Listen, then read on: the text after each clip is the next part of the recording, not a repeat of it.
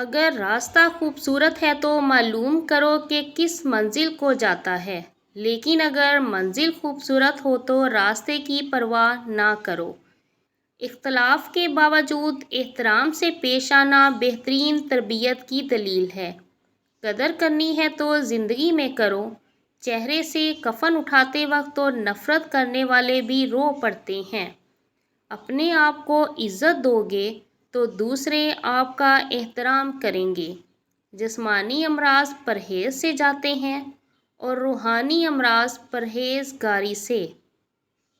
دولت کی اصل خوبی یہ ہے کہ وہ انسان کے پاس ہمیشہ نہیں رہتی، اور اگر رہ جائے تو انسان نہیں رہتا۔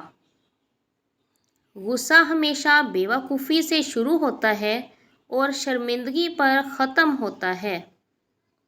جب نیت میں کھوٹ آ جائے تو پھر یہ تینوں چیزیں راستہ بدل لیتی ہیں۔ نمبر 1 مال، نمبر 2 رزق اور نمبر 3 محبت۔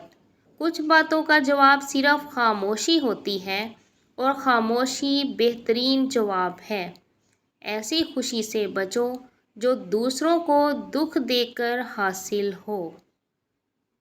غصہ ہمیشہ ایسے شخص پر آتا ہے جو اپنے سے کمزور ہو، جبکہ اپنے سے طاقتور شخص پر کوئی غصہ کیسے کر سکتا ہے؟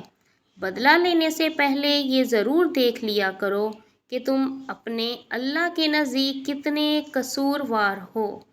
کبھی کبھی خود سے معافی مانگنے کو بھی جی چاہتا ہے، کیونکہ انجانے میں انسان اپنی ذات کے ساتھ بھی بہت سی ناانصافیاں کر جاتا ہے۔ اگر خوش رہنا ہے تو دو چیزیں بھول جاؤ، وہ برا سلوک جو کسی نے تمہارے ساتھ کیا، اور وہ اچھا عمل جو تم نے کسی کے ساتھ کیا۔ پریشانی میں مذاق اور خوشی میں طعنہ مت دو، کیونکہ ان سے رشتوں میں موجود محبت ختم ہو جاتی ہے۔ اگر اللہ تمہارے ذہن سے کسی کا خیال نہیں نکال رہا تو وہ اس بات کا اشارہ دے رہا ہے کہ اپنی دعاؤں کا سلسلہ جاری رکھیں۔